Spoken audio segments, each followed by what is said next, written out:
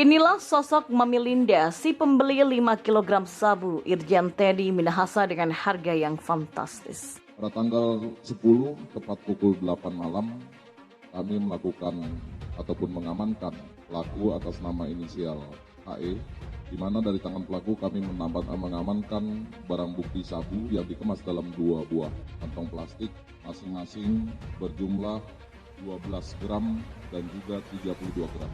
Dengan total sebanyak 44 gram yang kami amankan. Masih hangat-hangatnya berita pergantian Kapolda Jatim.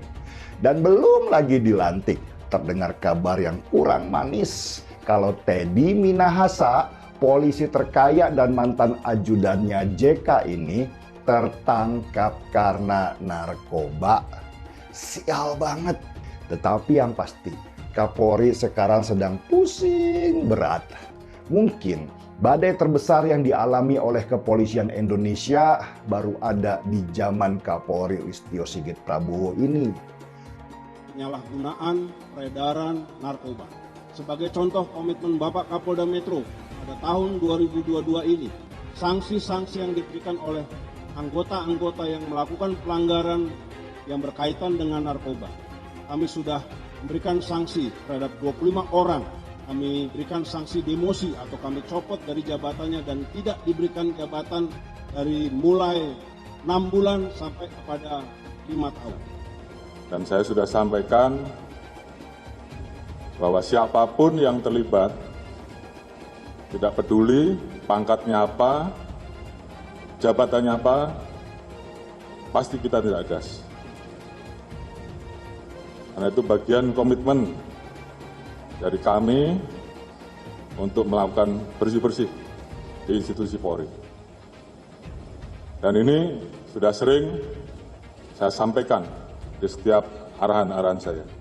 Ya, 5 tersangka termasuk Mami Linda kini telah resmi ditahan dan memakai baju tahanan baju orange. Sosok Mami Linda merupakan wanita pengusaha yang membeli sabu-sabu yang diduga milik Irjen Teddy Minahasa sebanyak 5 kg. Belakangan ini sosok Mami Linda menjadi sorotan publik karena dirinya ikut terjerat dalam kasus penyelundupan narkoba jenis sabu-sabu. Lantas siapakah sosok profil dari Mami Linda, si pembeli 5 kg sabu-sabu dari Irjen Teddy Minahasa? Ya, sosok pembeli 5 kg sabu milik Irjen Teddy Minahasa, yakni Mami Linda, disebut-sebut bukan sembarangan wanita.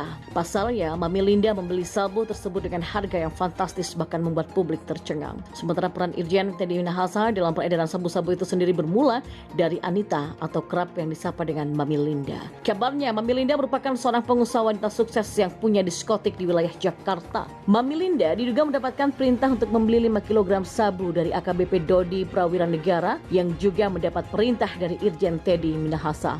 Dodi Prawiranegara sendiri merupakan mantan Kapolres Bukit Tinggi dan untuk membeli sabu tersebut Mami Linda menebusnya dengan uang dolar Singapura.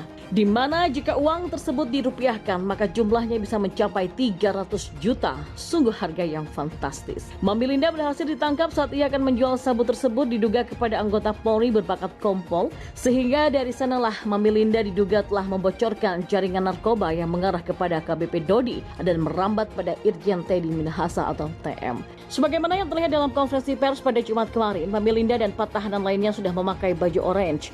Namun pasca penahanan tersebut beredar tulisan yang berbentuk klarifikasi dari Irjen Teddy Minahasa bahwa dirinya dijebak. Ia pun menceritakan awal mula dirinya mengenal Mami Linda yang saat itu menghubunginya tentang pekerjaan. Pekerjaan tersebut merupakan kerjasama soal penjualan benda pusaka kepada Sultan Brunei Darussalam dan Mami Linda meminta biaya operasional kepada Teddy Minahasa. Akan tetapi Irjen Teddy Minahasa menolak permintaan Mami Linda hingga akhirnya TM memperkenalkan Mami Linda kepada mantan Kapolres Bukit Tinggi AKBP Dodi Prawiranegara. Di mana AKBP Dodi posisinya tengah memiliki barang bukti narkoba, niat TM awalnya hanya untuk menjebak Mami Linda. Hal itu tertuang dalam klasifikasi Irjen Teddy Minahasa, namun hal ini justru mempersulitnya. Karena pun ia diduga telah memperkenalkan Mami Linda untuk transaksi narkoba pada mantan Kapolres Bukit Tinggi AKBP Dodi Prawiranegara. Meski begitu, klarifikasi yang ditulis oleh oleh Teddy Minahasa ini hingga kini masih belum dipastikan kebenarannya terlebih dari pihak terkait. Ya, sebelum terjerat kasus narkoba, Irjen Teddy Minahasa pernah menjabat sebagai koordinator pengamanan Jokowi. Namun Jokowi ternyata pernah mengutarakan rasa tidak nyamannya pada perlakuan Teddy Minahasa yang menurutnya berlebihan. Teddy adalah mantan Kapolres Malang dan mantan Kabid Registrasi dan Identifikasi atau Regiden Korlantas Polri. Kala itu tim pengamanan Jokowi terdiri atas 42 personel polisi termasuk Teddy selaku koordinator. Pengamanan Jokowi berubah 180 derajat lantaran lebih ketat daripada sebelumnya. Jika sebelumnya pengawalan Jokowi kerap berjalan di belakang, kala itu para pengawal Jokowi dari polisi kerap berada di depan. Di lapangan tidak jarang Teddy juga personelnya mendorong, memukul dan membentak warga yang berebutan untuk bersalaman atau berfoto bersama Jokowi ketika belusukan. Hal itu tidak hanya menimpa masyarakat tapi juga wartawan. Ya, tampilan pengawal baru Jokowi itu pun juga tidak lepas dari perhatian masyarakat kala itu sebab semua pengawal mengenakan safari putih sehingga keberadaan mereka sangat mencolok perhatian. Jokowi pun mulai merasa tidak nyaman. Ia menganggap hal tersebut adalah persoalan yang serius. Ia lantas mengutarakan ketidaknyamanannya itu pada awak media. Jokowi sedianya telah memberitahukan pengawalnya untuk tidak menjaga dia berlebihan, apalagi saat tengah belusukan ke rakyat. Namun dia mengaku hal itu kadang-kadang tidak berhasil. Tak berselang lama ia pun mengganti Teddy sehingga tak lagi menjadi koordinator tim pengamanannya. Hal itu dilakukan Jokowi usai dirinya diumumkan sebagai pemenang Pilpres 2014 oleh KPU. Kini Polda Metro Jaya telah menetapkan Teddy Minahasa sebagai tersangka dugaan kasus peredaran narkoba jenis sabu-sabu. Direktur Reserse Narkoba Polda Metro Jaya Kombes Mukti Juharsa mengatakan penetapan tersangka dilakukan setelah sebelumnya penyidik memeriksa Teddy sebagai saksi. Setelah pemeriksaan tersebut, kata Mukti, penyidik langsung melakukan gelar perkara pada Jumat pagi. Dari satu penyidik memutuskan status Teddy dalam kasus peredaran narkoba jenis sabu yang menjeratnya. Teddy dijerat dengan pasal 114 ayat 2 subsidiar pasal 112 ayat 2, junto pasal 132 ayat 1, junto pasal 55 Undang-Undang Nomor 35 Tahun 2009 dengan ancaman hukuman maksimal hukuman mati dan juga hukuman minimal 20 tahun penjara.